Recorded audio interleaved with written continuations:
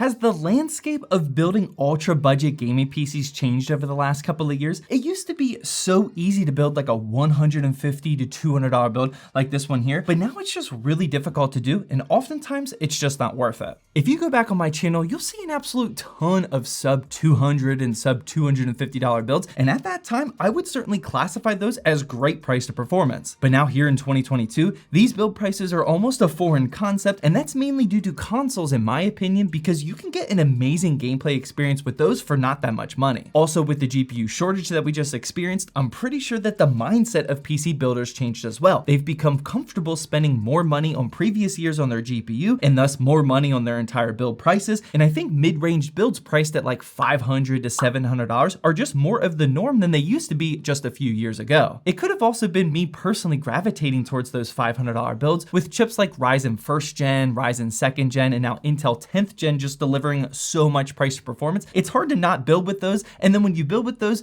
build prices end up being around $500. Either way, that all ends, or at least pauses here, because today we are taking a look at a sub $200 gaming PC that I literally just built, so this is fully updated, and I'm also going to show you exactly how I did it and how you should try to repeat it if this is something you're interested in. Before that though, shout out to Newtopia for being today's video sponsor, and honestly, I don't think I've ever seen a health product like this before. You can officially consider your boy impressed. Basically, you start off by completing this mental survey, that way they can craft a supplement stack specifically for the way your brain works, and then they send you a kit with everything you need to start unlocking peak mental performance, which is something I'm personally always interested in learning about. The cool thing is that they support you in that, and they don't just leave you in the dark. They have so many resources, such as their 41-page Brilliant Mind and Blueprint book, which talks you through how you'll be taking all of these supplements, how they affect your body and brain, and it even outlines an exact day-by-day summary of everything you should be doing to unlock your brain's potential. Some of the products included are the Nectar X, which basically just jumpstarts your brain, Power Solution for all-day energy without the jitters, and there's even a mental reboot product, which is great for clearing brain fog after a rough night out or bad night of sleep, perfect for when I play basketball 4 hours after our Thirsty Thursday live streams. Newtopia has tons of options for different types of people and different types of budgets. Head on down to the first link down in the description to learn more and start unlocking your brain's full potential. All right, so this is pretty much common knowledge for my audience if you've been watching my videos for a while, but if you're brand new to building budget gaming PCs, I'm gonna break this down for you. If you wanna build an ultra budget gaming PC like this, you absolutely should start with an OEM PC, something like this Dell Optiplex. The reason why these are critical in building budget PCs is because you can usually buy an entire working PC, albeit probably without a graphics card and sometimes without storage, but you can get it for super cheap, and then that gives you a great framework to start from, and it also allows you to upgrade over time instead of all at once. You could literally buy this PC without any upgrades for its standard price of like $90 to $150 and just game on that until you can afford the extra upgrades. You're definitely not going to be getting really great FPS numbers with the integrated graphics, or sometimes they even include a budget dedicated graphics, but still the FPS numbers are going to be awful. But if you're only playing easy to run titles like Valorant or Fortnite in performance mode, it's actually a very viable option. This Dell Optiplex 5040 cost me just $90 used on Mercari, and it came with a 6th gen Intel i5-6500, 8GB of DDR4 memory, and mine even came with a dedicated GPU. This is only the AMD R5-240, and honestly, it's probably not much better than the integrated graphics. Now with these OEM PCs, the reason why they're so cheap is because they probably used to all live in like a huge corporate office environment, and then whenever that company decided to upgrade all of their PCs, they usually just sell these all at once, and they're honestly just trying to get rid of them. The problem, however, is that they usually don't come with any storage. Some companies need to protect their data and all that, or sometimes it only comes with a tiny HDD, so you'll always need to know what yours comes with before buying. If you're spending closer to that $150 mark for an office PC like this, I would definitely make sure there's an SSD included and hopefully 16GB of RAM, but with mine only being $90, it actually didn't include any storage, but that's perfectly fine at this price point. The cool thing about these 6th gen Intel boards is that they usually come with an M.2 port so you can install an NVMe drive, and that's exactly what I did with this 512GB Team Group MP33. These are highly regarded as one of the cheapest NVMe drives on the market. It's not flashy and doesn't have record-setting speeds or anything, but for $38 or sometimes even cheaper, you're getting NVMe rated speeds and 512GB of storage, which is hard to complain about. And then finally, if you do want to start gaming at higher FPS numbers right away, you're obviously going to need a graphics card, but to keep this build under $200, I was extremely limited with what I could buy. The low wattage power supply and no external power cable is also a limiting factor, and it's important to note that this i5-6500 can indeed handle a somewhat decent graphics card like like a 1050 Ti or almost even a GTX 1650, but to keep it under budget, I went with this EVGA GTX 1050 2GB card that I found on eBay for just $58. This is definitely a bit on the lower end of the pricing, so you'll need to exercise some patience if you're trying to copy this build, but I'll have links to everything that you need down in the description, and don't be afraid to make this like a 2-week or even 1-month long project where you're constantly checking those links to see when the best deals come up, and if you do it that way, I promise you'll find something good. You can definitely beat my build here in terms of price to performance, but I will admit that the prices that I paid were probably a little bit on the lower end in terms of current market pricing. With patience, it's definitely beatable. Before getting into that price to performance and running a huge benchmarking run, let's talk about aesthetically upgrading OEM PCs like this, because there's a wide range of options here. You certainly can do absolutely nothing to the build and be perfectly fine, just like the $209 HP Office computer that I bought from Walmart in last week's video, and then you can also take it to the extreme level by custom painting it, installing a glass side panel, and of course adding in those RGBs. For today's video, I actually just kind of split the difference in all of that and just paid for a $5 can of spray paint, and honestly, I'm really happy with how this turned out. For just a $5 can of paint and about an hour's worth of painting and drying, this was 100% worth the extra effort and money in my opinion, and it's super easy to do. I did use almost this entire can of primer and paint can that's semi-gloss white, and just as a reminder for whenever you're painting anything like this, make sure that those first and second coats are extremely light and the opacity should only ever get up to like 50%. This allows the next coats of paint to stick much better, and each layer just gets better and better. Definitely don't try to cover the entire build all in 1 or 2 layers, because then it'll look all wet and blotchy. This paint job took about 8 to 9 full coats, and I was leaving it out in the sun for about 7 minutes in between the coats. Overall, here's all the parts inside my build and how I decided to upgrade it for $190 or $195 with the spray paint. In 2022, I'm definitely happy with how this looks on paper, but let's see how it can perform with some actual gaming. After the benchmarks, I do want to quickly talk about alternative ways to upgrade the build, so stay tuned for that as well. Starting with Grand Theft Auto 5, we put the settings at 1080p and normal, and actually got a very smooth and playable 89 FPS average, and we're off to a great start. Same deal with Apex Legends, but in 1080p and very low settings. Some people just call these competitive settings, by the way, but here we got 84 FPS. Elden Ring followed after that just to humble us a bit, and even in 720p and low settings, we still could only crank out 34 FPS. This is a good indication of the reality of a $200 build like this. This is still playable, mind you, but please don't expect to get 60 FPS in any resolution with really tough games to run like this one. Forza Horizon 5 trailed after that, and here in 720p with very low settings, we got closer to our 60 FPS target mark at 53. For some reason, Sam benchmarked Far Cry 6 this time around. Honestly, have no idea why he did that, but I'll entertain it. Here in 720p and low, we got 36 FPS. Valorant was up next, and in 1080p and medium settings, we actually got a very strong 162 average FPS, and dare I say you pair this $190 gaming PC with a 144 or 165 Hz monitor, it'll at least work for easy games like this. Another easy one to run is Fortnite, at least in 1080p and performance mode, mind you, which is still perfectly fine. Here we got 169 FPS. Lost Ark trailed after that, and in 1080p medium settings, we got an extremely nice 69 FPS. It's nice. And remember to let us know down in the comment section what games you want to see benchmarked with these bigger benchmarking runs. And finally, Call of Duty Vanguard followed up after that, and in 720p with very low settings, we got again another nice 69 FPS. Was Sam doing that on purpose?